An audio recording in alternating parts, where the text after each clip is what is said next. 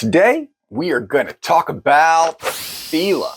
So this set of pencils was sent to me some time ago. I'm just now getting to them. This was sent to me some time ago by one of my followers on Facebook. Really, really sweet gift. I think she got herself and me one because she wanted me to review them. I don't remember the backstory on these, but I just thought it was a really, really nice gesture. I had never heard of Feela. I had never seen this package. They just showed up, and so it was a really, really nice surprise. Couple of things that I wanted to point out is this little block here. It talks about the thick lead and blah, blah, blah. But ideal for coloring, that made me chuckle because I thought, you know, what else is a color pencil used for? And then the two bonus sharpeners and the Colorless, the do-it-yourself swatch sheet. Mine didn't come with one of those, so I kind of got boned on that. And the two sharpeners, I thought mine didn't come with it, but it's because they store them at the very bottom. You know how they usually have, when you're opening the box, they usually have those little spaces right here. This one didn't have them, so it's under one of the lips at the very bottom. The box is, again, that shoebox design where it kind of tucks and folds, and it is that same exact shoebox type of material, type of cardboard. And so I think it's kind of a fun, unique design. If we look at the pencils, very pretty pencils. The thing that I think I was really impressed with, you know, I'm a guy who likes less is more. I think 120 is a really good number when it comes to how many pencils you should have. Anything less than 50, to me, I'm just really craving more. And anything over 200 just feels like a whole lot of rinse and repeat when it comes to your color palette. So this 150, or is it 152? This is a great amount of colors. Okay, so here we have orange. It's pretty basic design pencil. The barrel matches the lead, so it's the solid color. Then you have the name, orange, all in bold letters. You have the silver inlay for the organization number, and then you have the logo in the back. I prefer personally having the number, the organization in the very back, so that's the last to go. But it's just one of those things. The leads on these has the open back, so you can see the leads where they're centered. For the most part, these are pretty centered. I didn't have a lot of the issues you get when the lead is off and the wood comes to the tip. Not a lot of issue with that at all. And speaking of the names of the pencils, I gotta say, as simple as it is, you know, we all have those different preferences. You have names, brands like Crayola, and there's a few others. Black Widow comes to mind for sure. That they have fun with the names. I do like that to an extent. I'm not crazy about the names on Black Widows. They're just so left field and they don't describe the color at all. But then you have stuff like Crayola, which will say stuff like Bluetiful. You know, these fun, cute names. You know, again, I don't mind them. I think they're fun as long as they describe the colors. These have very, very clean names: aqua blue, red orange. You know, it just I that was just one of those little things about this set that honestly kind of made me happy.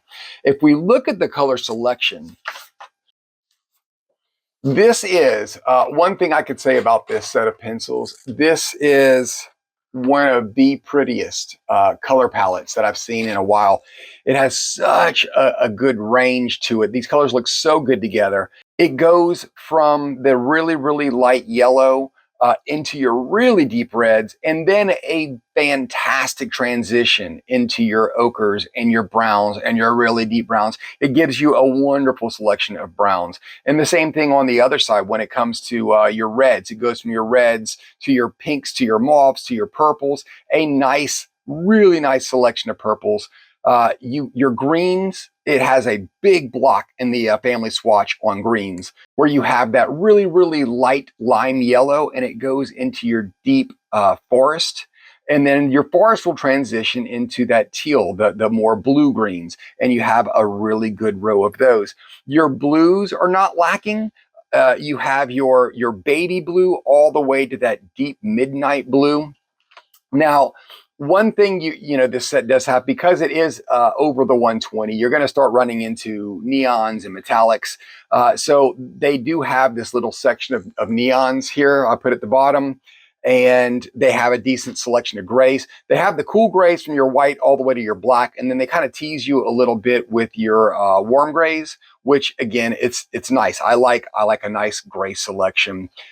Something I can point out also, you do have some similar colors. There's not a lot of them, but these two families right here with this mauve, this one has a little more pink and this one's just more in the violet, but you could see a lot of these colors are pretty similar. Like I could probably pull out maybe 2 to 3 of the purples and you probably wouldn't even notice they're gone. And that does go the same with the greens and with the blues and probably a little bit in the browns. None of them were so close that you put them next to each other and you couldn't tell the difference. There are those sets out there. And again, that's going to happen anytime you reach over the 120, the 150, you're going to start hitting those repeats. Now, let's talk about the performance themselves. These pencils, for what they are, for them being on the budget side of color pencils, they had such a good vibrancy to them. There was a little bit of the wax in there, wax versus pigment, but not enough that it gave me a struggle. They were a little bit chalky as well, but I think that's a good trade-off for how vibrant they were. It's kind of like a Derwent where they're not exactly a smooth and creamy lead, or even the sturdy, firm polychromos type of oil lead. They're definitely on the chalky side. When I was even swatching with them, they were a little brittle and they would crumble. Not enough that it made me not enjoy them. I'm kind of in that world with Derwent. That's why I'm not a huge Derwent fan, is just because the texture of the lead. So these are a little closer to that than you'd say like a Arteza Artex or like a Prismacolor. They're closer to that side in the chalk, but they not so much that I'm going to kind of bring them down because they're too chalky. When it comes to the firmness of the lead, one of the things on the cover was saying that it had a good hard lead. Yes and no. I mean, it was enough that I could get a point, but it wasn't going to maintain the point for long. When I was getting into the little finer details of it, I found myself sharpening a pencil a couple of times, but not enough, again, that I would consider that a handicap. It just has some really good attributes as far as the color selection. It is one of the better color selections. Some of the attributes of this pencil, they kind of remind me of like an Art and Fly, where, as far as the chalkiness goes, but the color selection on these are just so much better. This is one of the stronger family swatches that I've pulled from in a while. And it was a lot of fun to have that many colors to choose from. They went down really well. They were able to layer really nicely and blend really nicely. I hit them with all the aggressive, the soft, the mid-range blenders. It went well with all of them. I had zero complaints when it came to pushing these colors together. So again, all in all, I'm going to give this color pencil praises. It could be a familiar set. Nothing was ringing a bell. Like, again, I would think of, it's a little more, it's a little better quality than a Cybertop. It's right around, like I said, an Art and Fly feel, but I think I like these a little more. Are they white labeled? Maybe. Nothing is popping right out to me to say, yes, this pencil is exactly the same as X. And because of that, if you don't have X, great, I would jump on these simply because they are a lot of fun to use.